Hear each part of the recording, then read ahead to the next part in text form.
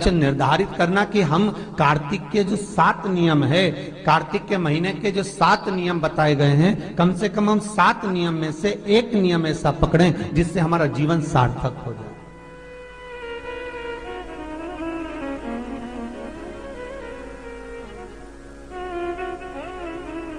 आप भले 7 नियम नहीं कर रहे कार्तिक के, भले एक नियम करो, पर वो नियम हमारा पूर्ण चलना चाहिए, उसकी नियम की पूर्णता पूर्ण होना चाहिए।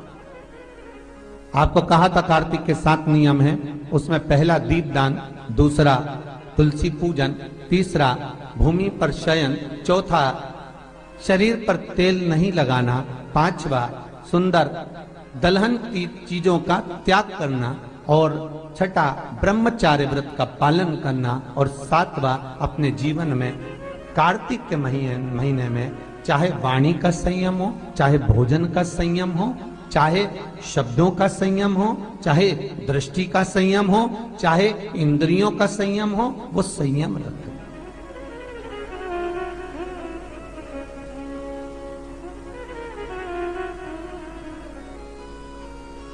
वो संयम धारण करना।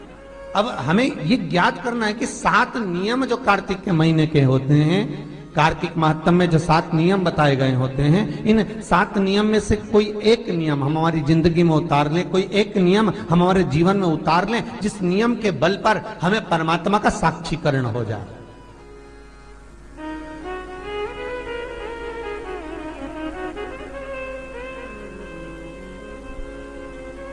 कोई एक नियम। अगर आप दीप दान कर रहे हो कार्तिक के महीने में, प्रतिदिन आपने 1 महीना तक दीप दान करा महाराज, तो ये भी आपका एक नियम है।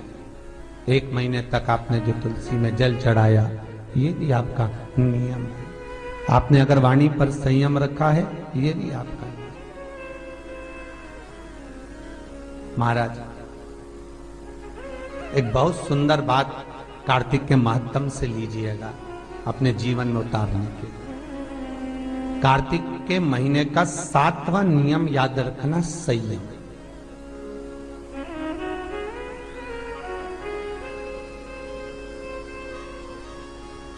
किस समय पर किस चीज का संयम होना चाहिए, ये हमारे विष्णु पुराण किस किसने सुनी है? हाथ उठा। विष्णु पुराण का 5वां अंश कार्तिक खंड वर्णन करता है, या स्कंद पुराण का कार्तिक खंड को उठा लीजिए, वो वर्णन करता है 24 तरह के दिए होते हैं। कितने तरह के? 24 तरह के दीप होते हैं। उस दीप में सर्वाधिक श्रेष्ठ दीप होता है तुलसी दल का दीप, तुलसी की डंडी से जो प्रकट किया है। बत्तियों का भी क्रम है, एक लंबी बत्ती होती है, एक गोल बत्ती होती है। होती कि नहीं होती? लंबी और गोल। ये वाला स्पीकर बंद है, बार बार बंद हो रहा, बार बार चालू हो रहा है, उसको देखिए जरा। बत्ती एक गोल होती है, एक लंबी होती है। गोल बत्ती और लंबी बत्ती में अंतर होता है, बहुत जमीन आसमान का अंतर है, बहुत ध्यान देना इसका। गोल बत्ती किस किस देवी देवता पे लगती है और लंबी बत्ती किस किस देवी देवता पे लगती है, तो स्कंद पुराण और विष्णु पुराण दोनों कहती है जो लंबी बत्ती होती है वो पितरों की जगह पर, पूर्वजों की जगह पर, पूर्वजों की जगह पर, बड़ के पेड़ के नीचे, पीपल के पेड़ के नीचे लंबी बत्ती का प्रमाण है। किसी देवी के स्थान पर, जो देवी की पूजन करते हैं, जगदम्बा की पूजन करते हो, पार्वती की करते हो, लक्ष्मी की करते हो, कुल देवी का स्मरण करते हो, लंबी बत्ती का प्रमाण। और जो गोल बत्ती होती है, वो गोल बत्ती का प्रमाण किसी हनुमान मंदिर, राम मंदिर, शिव मंदिर, जितने देवताओं के मंदिर हैं वहां पर गोल बत्ती का प्रमाण। लंबी बत्ती देवी के स्थान पर इसलिए जलाई जाती है क्योंकि देवी वंश की और लक्ष्मी की वृद्धि करती है, तो लक्ष्मी और वंश बड़ा होना चाहिए, लंबा होना चाहिए। और देवता के सामने गोल बत्ती इसलिए लगाई जाती है कि हमारा मन, ये चित्त, ये वृत्ति आपके चरणों में टिकी रहे और एक दिन हम भी वैकुंठ का वास करें, इसलिए गोल बत्ती लगाई जाती है। एक सहस्त्र बत्ती होती है, करें दर्शन कभी? यहाँ पे माताएं बैठ बैठ के बनाती रहती है 100 बत्ती, 108 बत्ती, 108 बत्ती बनाकर भगवान के सामने। उसका क्या प्रमाण है? कौन से पुराण में लिखा है कि 108 और सहस्त्रावली बत्ती लगाई जाए? तो स्कंद पुराण में कार्तिक खंड के अंदर स्पष्ट किया गया सहस्त्रावली बत्ती, 108 लंबी बत्तियों का जो प्रमाण है वो कहते हैं कि जिस व्यक्ति ने किसी तीर्थ को ना करा हो, पूरे तीर्थ नहीं गए हो, सारे तीर्थों का स्नान नहीं करा हो, किसी तीर्थ में दर्शन करने से वंचित रह गए हो, तो 108 बत्ती की एक बत्ती बनाकर किसी नारायण के मंदिर में, शिव मंदिर में, देवी के मंदिर नहीं, केवल देवता के मंदिर में अगर उसको घी में भिगोकर प्रज्वलित कर दिया जाता है तो सारे तीर्थों के दर्शन का फल उस जीव को प्राप्त हो जाता है। उसको सहस्त्रावली बत्ती। दान का मतलब जानते हो आप लोग? क्या मतलब है?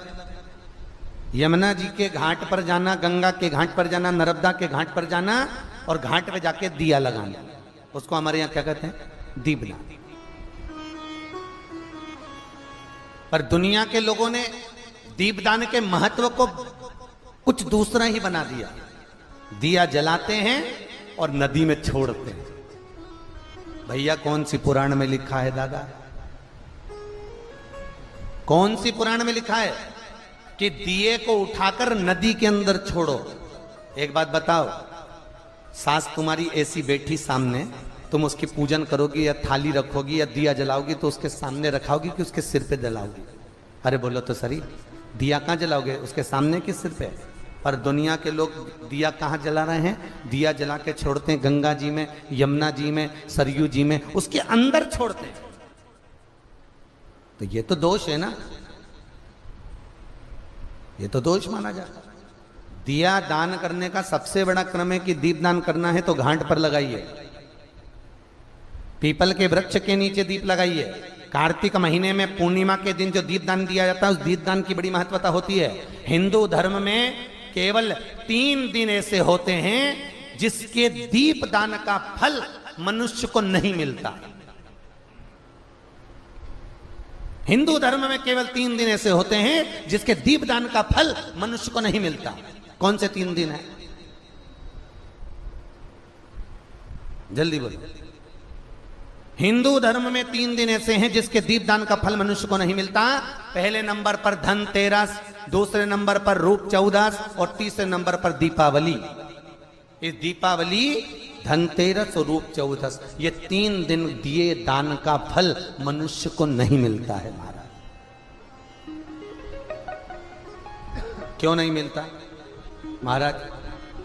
हम तो जला जला के और ओटले पे जलाएं, पीपल के नीचे लगाएं, खूब दीपदान करते हैं, तो इसका फल मनुष्य को क्यों नहीं मिलता? क्योंकि राजा बलि की भूमि को जब वामन भगवान ने 3 पग में नाप लिया था, राजा बलि सुतल लोक का राजा बना था, तो राजा बलि ने वामन भगवान से कहा था, प्रभु आपने 3 पग में मेरी पृथ्वी को नाप लिया, पर आपसे मांगना चाहता हूं तो केवल इतना दे दो कि 3 दिन जो पृथ्वी पर दीपदान करेंगे उसका फल मेरी किस्मत में, मेरे भाग्य में लिखा जाए। भगवान ने पूछा कौन कौन से? तो कहा एक धनतेरस, दूसरा रूप चौदस, तीसरा दीपावली।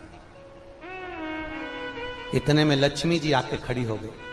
लक्ष्मी जी ने कहा राजा बलि से, भैया पृथ्वी के लोग सबसे ज्यादा पूजन तो उसी दिन करते हैं, उसी दिन दीपदान करते हैं, और लोग तो धनतेरस के दिन दिया लगाते हैं, रूप चौदस के दिन लगाते हैं, दीपावली के दिन लगाते हैं, और सारा पुण्य तेरे खाते में लिखा जाएगा, तो उनके खाते में क्या होगा?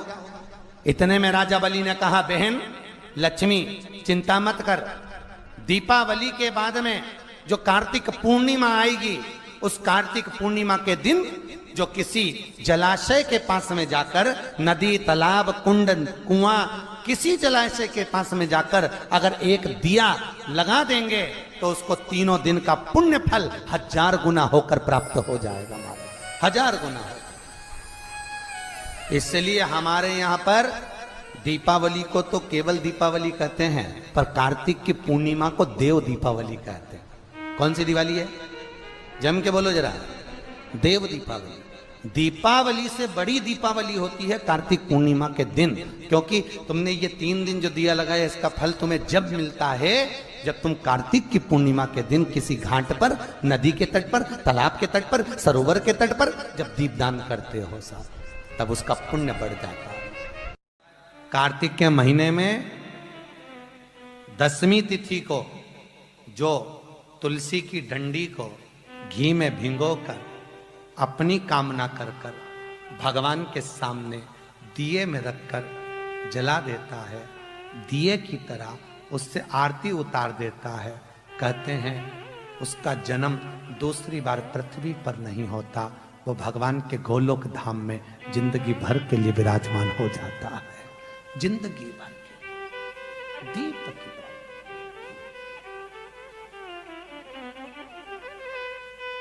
यहां तक कहेंगे हम,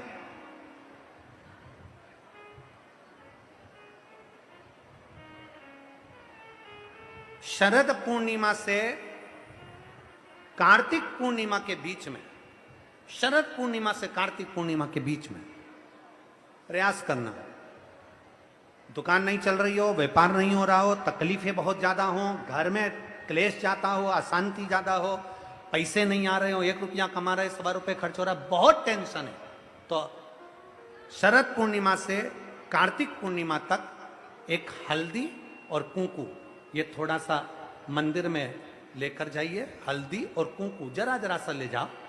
अशोक सुंदरी वाली जगह पर पहले शंकर जी पे जल चढ़ा दो, अशोक सुंदरी वाली जगह पे जल चढ़ा दो, और वह हल्दी और कुंकू की एक एक बिंदी अशोक सुंदरी वाली जगह पर अपनी कामना कर कर लगा कर आओ। उसी में से वो हाथ जो तुम्हारा गीला है कंकु हल्दी का, वही हाथ लाओ, घर में प्रवेश करते समय अपनी देहली पर थोड़ा सा लगा दीजिए।